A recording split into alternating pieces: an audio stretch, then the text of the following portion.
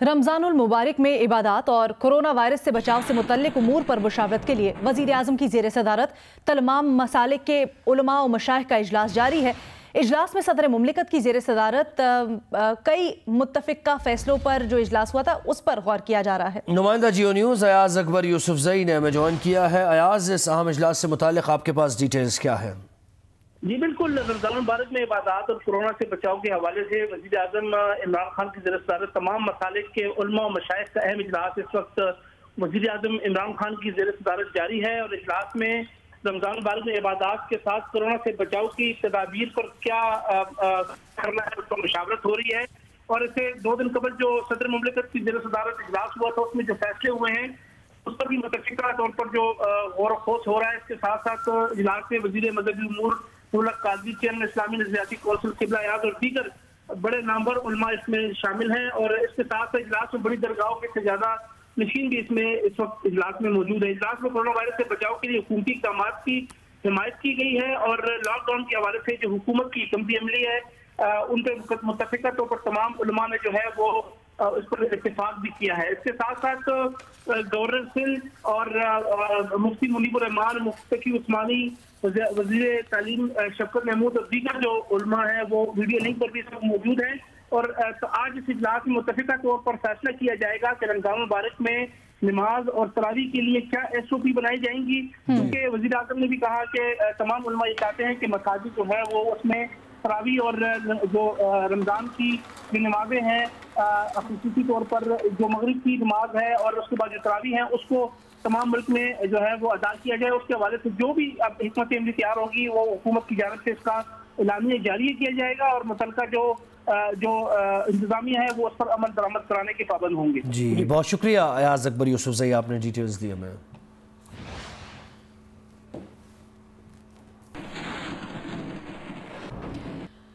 पाकिस्तान में corona virus की सूरत हाल से मुतल्लिक अपडेट करेंगे। गुज़श्ता 24 घंटों में कोरोना से मुतासरा 17 मरीज इंतकाल कर गए, जिससे मुल्क भर में कोरोना से इंतकाल करने वाले अफराद की तादाद 176 हो गई है।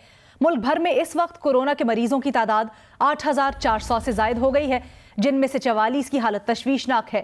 National command and control centre के मुताबिक गुज़श्ता 24 घंटों में कोरोना के 425 नए केसेस सामने आए हैं। पंजाब में 3700 से जायद, जबकि सिंध में 2500 से जायद केसेस हैं। खैबर पख्तूनख्वा में कोरोना के केसेस की तादाद 1200 से जायद है, जबकि बलोचिस्तान में कोरोना से मुतासर अफराद की तादाद 400 से जायद हो गई। गिलगित बल्तिस्तान में 260 से जायद, जबकि इस्लामाबाद में 180 अफराद कोरोना में मुब्तला हैं। आज़ाद कश्मीर में कोरोना के मरीजों की तादाद 49 हो गई है। पाकिस्तान में कोरोना से मुतासर तकरीबन 2000 मरीज सेहतयाब हो चुके हैं।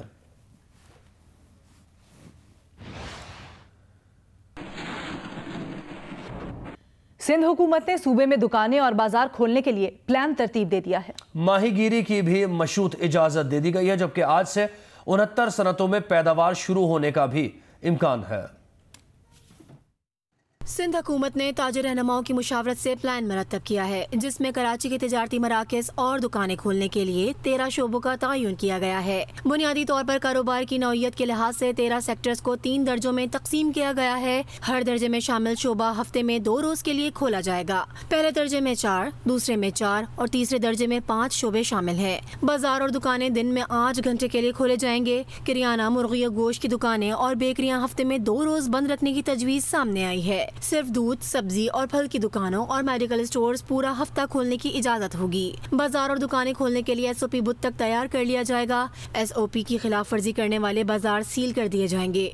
सिंध हुकूमत ईद शॉपिंग के लिए 15 रमजान के बाद मजीद नरमी करेगी, जो इंतजामिया से ताउन और SOP पर अमल दरामद से मशरूत होगी। पब्लिक ट्रांसपोर्ट के लिए भी जल्द नरमी का ऐलान किया जाएगा। प्लान पर अमल दरामद वजीर आला सिंध की इजाजत से मशरूत है। दूसरी जानिब महकमा लाइव स्टॉक फिशरीज ने मछलियों के शिकार पर पाबंदी में नरमी कर दी। माहीगीर समंदर में मछलियों का शिकार और SOP के तहत कराची फिश हार्बर पर सरगर्मियां शुरू कर सकेंगे। कराची में 69 सनतों और फैक्ट्रीज को भी महकमा दाखिला की SOP पर अमल दरामद के बाद आज से पैदावारी अमल शुरू करने की इजाज़त दे दी गई है।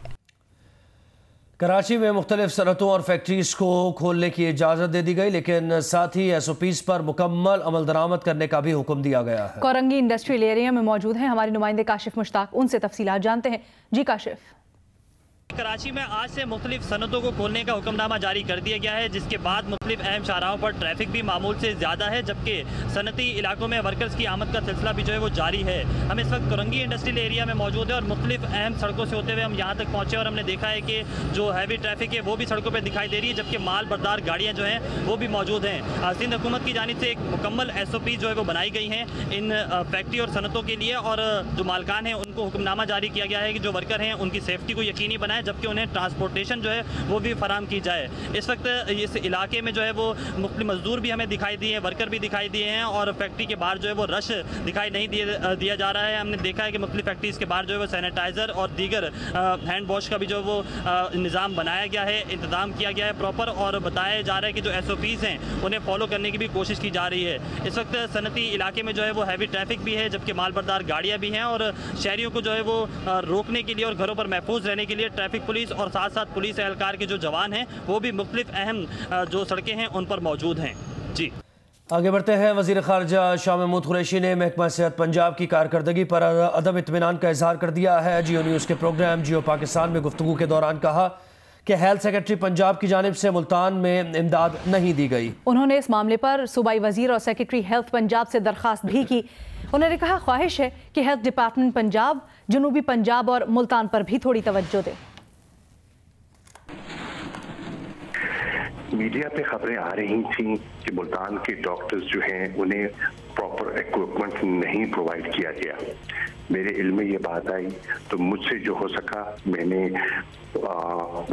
अपना N95 मास्क और शील्ड्स और वो चीज़ें वहाँ पहुँचाई। जब मैं वहाँ गया तो मुझे पता चला, डॉक्टर से पता चला कि उन्हें हेल्थ पंजाब से कोई ख़ास सपोर्ट नहीं मिली। तो मैंने दरख्वास्त की थी मिनिस्टर साहिबा से और सेक्रेटरी हेल्थ पंजाब से कि बराए मेहरबानी उनको तवज्जो देनी चाहिए, क्योंकि डॉक्टर्स के बगैर हम इस लड़ाई हम लड़ ही नहीं सकते। तो उन्हें फिलवौर मुल्तान का दौरा करना चाहिए। मुझे अभी बताया गया है कि गालिबन मिनिस्टर साहिबा तशरीफ ले जा रही हैं और मुझे उम्मीद है कि सेक्रेटरी साहब भी साथ चले जाएंगे, मेहरबानी फरमाएंगे, तो उससे मैं समझता हूँ कि उनकी तसल्ली हो जाएगी। इसके साथ साथ मैंने जो हमारे चेयरमैन हैं NCOC के असद उमर साहब, उनकी खिदमत में गुजारिश की। मैं उनका बेहद मशकूर हूँ। उन्होंने फिल फॉर इसका नोटिस दिया, मीटिंग में रेज किया, और मैं शुक्रगुजार हूँ चेयरमैन NDMA का, जिन्होंने मुझसे कहा कि वो फिल फॉर मुल्तान की ज़रूरियात को पूरा करेंगे। अगर मुल्तान के साथ हेल्थ पंजाब तवज्जो नहीं भी दे पा रहा तो NDMA इंशाल्लाह वो शिकायत दूर कर देगा। और मेरी ख्वाहिश है कि हेल्थ डिपार्टमेंट पंजाब जनूबी पंजाब का सबसे बड़ा मरकजी हब मुल्तान है, उस पर भी थोड़ी सी तवज्जो दे दे। नवाब शाह में लॉकडाउन में नरमी के ऐलान के बावजूद आज भी खाने पीने की अशिया की दुकानों और मेडिकल स्टोर्स के अलावा दीगर मार्केट्स और शॉपिंग सेंटर्स बदस्तूर बंद हैं। वहाँ से अहवाल हमें बताएंगे मोहम्मद अनवर शेख। जी, नवाबशाह में कोरोना वायरस से बचाव के सिलसिले में लॉकडाउन में नरमी पे कोई असर नहीं हुआ। शहर में तमाम मार्केटें जो पहले से बंद थी आज भी बंद है। इसके अलावा यहाँ पर सिर्फ सब्ज़ी की दुकानें, मेडिकल स्टोर है और दीगर जो खाने पीने की अशिया की दुकानें वो खुली हैं। इसके अलावा यहाँ पर कपड़ा मार्केट है, मोबाइल मार्केट है और इसके अलावा सुपर स्टोर है, ये तमाम बंद है। आपको बताता चलूँ कि हुकूमत की जानिब से ये ऐलान किया गया था कि लॉकडाउन में कुछ नरमी की जा रही है, लेकिन आपको बताऊं कि इस सिलसिले में ताजिरों का ये कहना है कि चूँकि कोई वाज़ेह पॉलिसी नहीं आई है इसलिए वो फ़िलहाल कारोबार बंद किए हुए हैं। रमज़ान में एहतियाती तदाबीर पर अमल करवाना हर मस्जिद की इंतजामी कमेटी की जिम्मेदारी होगी। बसूरत दीगर हुकूमत फैसले पर नजरसानी कर सकती है। सिंध के वजीर तालीम सईद गनी ने जियो पाकिस्तान में गुफ्तगू की। कहा बदकिस्मती से शुरू में मुल्क में एक पॉलिसी पर काम नहीं हुआ। सिंध में कोरोना से ज़्यादातर उन अफराद का इंतकाल हुआ जो पहले से बीमार या बुजुर्ग थे। टाइगर फोर्स से मुताल्लिक कहा कि चीफ सेक्रेटरी के ख़त की वजह से कन्फ्यूजन हुई। ख़त में था कि नए रिलीफ काम में टाइगर फोर्स को शामिल करें। सिंध में रिलीफ काम तो पहले से ही जारी है।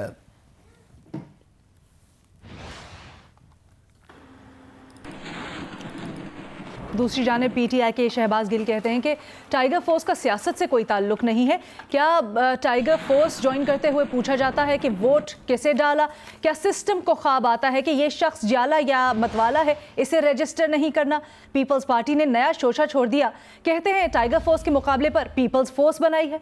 शहबाज गिल ने कहा कि पीपल्स पार्टी कहती है पीपल्स फोर्स को भी रिलीफ सरगर्मियों में हिस्सा लेने की इजाज़त दें। हुकूमत ने जब सियासत से बालातर होकर फोर्स बना दी तो इस ड्रामे की क्या ज़रूरत है? शहबाज गिल ने यह भी कहा कि कोरोना का हल तो निकल आएगा, लेकिन इस सियासी वबा का क्या करें? शौकत खानम अस्पताल ने तकरीबन 3500 टेस्ट किए, 2900 टेस्ट सरकारी किट्स पर फ्री किए। शौकत खानम अस्पताल ने अपने बजट से 650 टेस्ट किए, जिनकी लागत 45 लाख है। शहबाज गिल ने यह भी कहा कि जितनी भी हुकूमतें किट्स शौकत खानम को मिली उन पर फ्री टेस्ट किए गए।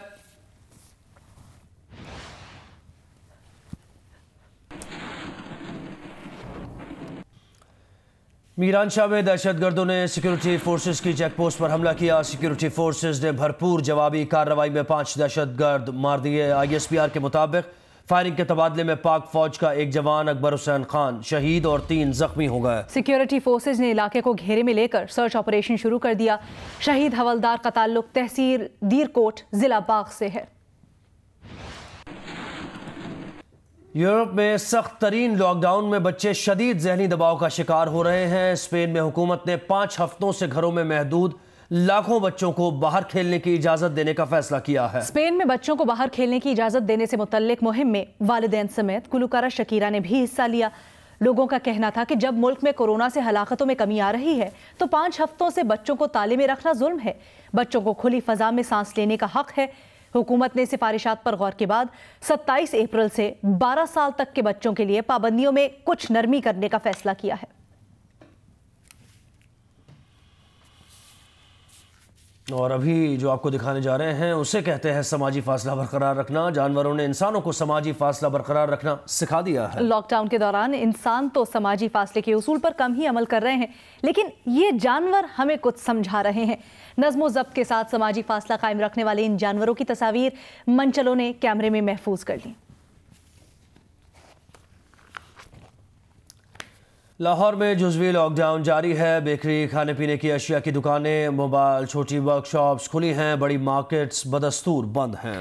आज ताजिरों और वजीर सनत पंजाब के दरमियान मुज़ाकरात के बाद कारोबार खोलने या बंद करने का फैसला होगा। तफसीलात जानते हैं जवाद मलिक से। जी, हम इस वक्त ग्रीन टाउन मेन बाज़ार में मौजूद है और हमने इससे पहले इंडस्ट्रियल एरिया में गए थे तो वहाँ पर हमने देखा कि मुकम्मल तौर पर इंडस्ट्री बंद है। सिर्फ 14 और 15 तारीख को उस इंडस्ट्री को इजाज़त दी गई थी अपना कारोबार खोलने की जो एक्सपोर्ट करती है, बरामदात करती है। लेकिन जो बाकी इंडस्ट्री है छोटी बड़ी वो तमाम मुकम्मल तौर पर बंद है। सुनने में आ रहा है कि उनको कोई SOPs दिए जा रहे हैं और इस हवाले से 1-2 रोज़ में कोई अहम फैसला हो सकता है। लेकिन अगर हम बात करें शहरी इलाकों की, वहाँ पर हम देख रहे हैं लाहौर के तमाम इलाके जो हैं वहाँ पर जुज़वी लॉकडाउन की सूरत हाल बरकरार है। छोटी मोटी दुकानें जिसमें खाने पीने की अशिया, कोई वर्कशॉप है, मोबाइल फ्रेंचाइज़ है और इस तरह कोई छोटी मोटी सब्ज़ी फल, ये दुकानें सिर्फ खुली हैं। लेकिन उसके अलावा बाकी कारोबार मुकम्मल तौर पर बंद है। ताहम ट्रैफिक की आमदोरफ्त जारी है।